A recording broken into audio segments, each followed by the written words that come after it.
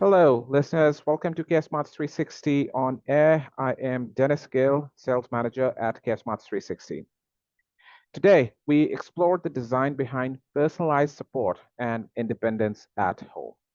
So I'm thrilled to welcome Melissa DeSutter from Right at Home of Northwest Indiana.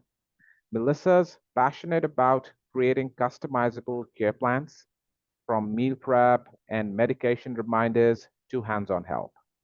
So, with empathy and with expertise. Stick around to discover how tailored home care can truly empower everyday independence through compassion and collaboration. So, welcome to the podcast, Melissa. Thank you, Dennis. Thanks for having me. No, we're really glad you were able to take out the time today for our listeners, and I hope this session is pretty fruitful for our listeners too. And you have a great time today in having an interaction with us, and same we have with you too.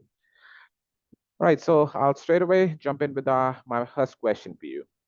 So, Melissa, how do you begin crafting a truly personalized care plan from the first conversation to tailoring services around each client's daily routine? Sure. So that's a great question. So, when we are trying to build a customized care plan, the Mhm. first thing that we're trying to do is learn what is the goal of care.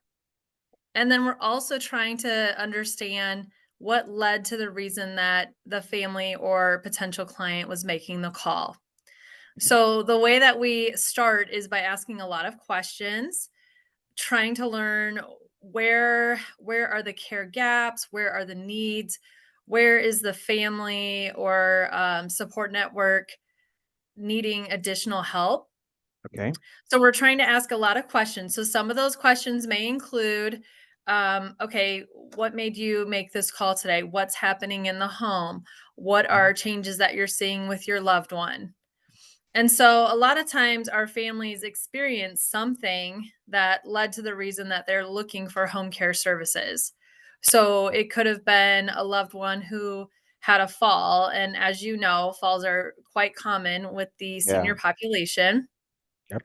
And so maybe that individual then fell, was hospitalized, experienced some time in a rehabilitation environment, and Mhm. now they're getting ready to go home. But they're not quite exactly at the same level of functionality as they once were Okay. prior to that accident. We also have clients that may start to exhibit different signs of dementia, Hmm. memory care loss, and so families are concerned for their safety Okay. and they're looking for support because maybe their spouse or parent can't be left alone anymore. And so they're trying to decide, what does this look like? And part of our job when we're having that first conversation with the family is to really dig in and Mhm. learn, what is going on there, who is part of the care, what are the barriers, where are the gaps, and how can our caregiver team come in there and provide that level of support, not only for the client but also as support and a break for that family unit. Okay. Okay. And in what ways do you ensure that care plans evolve as clients' needs shift, especially as they become more mobile or require different types of support? Absolutely. So the way that we kind of ensure that the care plan is like a fluid plan that's Mhm. always changing. The way that we do that is initially when we meet with families and get services started, we build that initial care plan. And so that initial care plan kind of serves as a baseline in terms of, this is what we know client Mr. Smith to be right now, real time. And then we can kind of measure against that or, compare as things shift with that particular individual. The way that we are monitoring and seeing uh, what's happening in terms of changes and conditions, there's lots of different ways that we're doing that. So, one is when we are bringing on new clients, we have our client care coordination team that's highly involved. Okay. So, we are making sure that we are doing a home safety eval. Okay. We do not send caregivers into environments that our care coordination team has not stepped in themselves to see, what is going on in the home. Mhm. Um, and let's say, for example, someone is getting ready to discharge from the hospital and, they seem really pretty, they're in pretty good shape mobility wise, and they're looking forward to going to the doctor. But then as we get in there, we Yeah. see that this individual no longer wants to go to a physician appointment. Mhm. They do not want to continue taking their medications, or they're, feeling frustrated because they have to have another treatment of some sort. So we're looking for signals that the client is telling us either directly or indirectly, which Mhm. may then trigger, hey, do we need to talk to them about bringing in home health services? Is this Yeah. a client that potentially could benefit from having palliative care or hospice care? So we're Mhm. always looking to see what else can this individual benefit from. In addition to, different service lines, we're also looking at community resources because some of our families, they may really benefit from having like a meal service delivered to their home. So Okay. is that something that now has changed because maybe the spouse isn't doing so well? So we're also looking to see what's going on with the entire family unit, Mhm. not just that particular client. For example, if a spouse typically was able to drive their loved one to their doctor's appointments, but then maybe they themselves had an injury, now we're updating the care plan because transportation has to be included. Got it. Maybe they were once very independent with getting dressed, and now we're seeing them struggle. So we're going to update the care plan there as well. I don't know if that answers your question. Yeah, it does. Definitely it does. Because I completely understand. Because as I told you that for 6 years, I've been working with the home care industry, specifically non-medical home care, because our system Yeah. also helps in that part, like customizable care plans we have in our system. So what we do is in our system, we provide basic tasks and it's completely up to the agency. It can be completely customized. So I understand agencies, they do require it. I'm completely aware of that step. Okay, so the next thing, what steps do you take to involve families or clients themselves into the design process, especially when emotions or sensitive preferences come into play? Yes, that's a great question. And many times, more times than not, all of this is highly sensitive. It's highly emotional. I mean, even for a lot of families, I would even say it's slightly traumatic to Mm-hmm. see loved ones change in such a way that they never once were before. So, we absolutely lean on family to be involved. We do have very candid conversations in terms of comfort levels. So, for Okay. example, somebody who, like, let's just say a parent is aging and now they need help with showering. We've found that some family members or adult children have a comfort level like I can give my mom a shower, it's not a big Mm-hmm. deal. Yeah. Whereas, another family may say, no, that is not something I ever want to do. Mhm. Not because they don't love their loved one, but it's just out of their comfort zone. And so Got we it. really try to gauge, where the family is comfortable, where they are uncomfortable. And that helps us to also, build out a care plan that Mm-hmm. kind of fits within that family structure.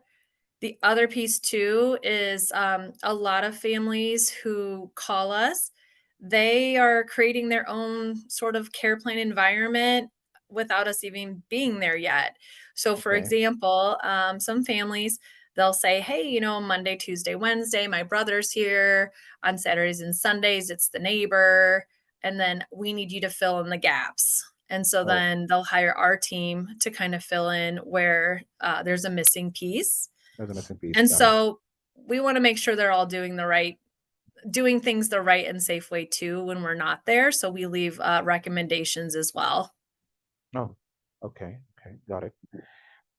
And how do you equip caregivers with the training and resources needed to deliver not only tasks, but comfort, companionship, and specifically adaptability to individual preferences? Right, so the caregiver is really the epicenter of everything we're doing here. I mean, the Yeah. caregiver is the business, Yeah. and what I really love about our company here in right at home, Northwest Indiana, Our owners are very passionate about making sure that we are hiring the right people who Mm-hmm. know how to do the right things. And so there's lots of ways that we ensure that we're hiring, the best folks for these positions. So that includes doing a multiple choice exam, looking for critical thinking skills. So that's one layer. Okay. Obviously, all of our folks have to pass background checks and whatnot. We also have a skills lab on site. Okay. And what's really nice about that is they can demonstrate that they know how to do and use different pieces of equipment. So, for example, if we have a client that's struggling with, transferring and walking, we're going to want to send a caregiver there who has experience using a gait belt. Got it. And so I tell people it's similar to trying out for a sports team. Like Mm-hmm. you have to demonstrate you know how to do the skill. What experience you have in that? Yeah. Exactly. Not just, "Hey, I've done this before," but you have to show us that you really, really know, what you're doing there, which is nice too. Everybody also has to have at least 1 year of experience. Mm-hmm. One thing that's great about Right at Home is that we offer a lot of different types of ongoing training for Okay. our caregivers. So Okay. they literally have access to so many different topics, which we highly, highly encourage for them to take. Some of them are required. Some of them are, by choice if they'd like as well. Okay. But that's all weaved into how they're matched with our clients too. So Okay. training's a big, big deal. Specifically for our location, dementia. We wanna make sure that any of our caregivers who are going out serving someone that has either a known or suspected dementia diagnosis, that they're Okay. in good shape. Got the point. Got your point. And finally, what systems or communication methods do you use to monitor or adjust plans regularly to stay ahead of changing circumstances? Yeah, so, the system that we currently use, and this is through Right at Home, is called WellSky. Okay. So that's a program that we use to help, build our care plans and also create multiple tags within, a care plan. So, Hmm. for example, if somebody's on a particular service line, but also like what's going on in the home. So, there's tags in case someone has a pet or if they have certain allergies. And what's kind of nice about that system is that we can also create reminders to make sure that, we're following up. Sometimes we have clients that unfortunately, for one reason or another, they're going to the hospital. And Hmm. so we are also updating that care plan within Well Sky, um, so that we're not missing anything because a lot of times there are those changes in condition, Okay. and also triggering in-person visits to see, what is going on because, we can't take what like the families are saying always at face value. Right. Sometimes they don't see everything or sometimes it's just so emotional for them, they forget different pieces. Hmm. So, trust and verify as well. Got it. Got it. So you've It's been using also a good WellSky. s Yeah, and it's a good system too in terms of matching our caregivers with our clients, Okay. um, because there's all these different little tiny details. I mean, anything from, you know, dentist wants care in the evenings. All right, well, who are our evening caregivers? How We're are we available for plugging that them time. in? Got it. Yep. Got it. So that is that's a super smooth way to just kind of ensure that things are moving smoothly and swiftly. Good to hear that. Yeah, because nowadays it is an operational system is a must for the agencies because it does help everything you keep on tab, everything on the go. Owners are there, or even the scheduler is there, so they can always keep a track of it when they're on the go. It really does help Yes. with that. Yeah.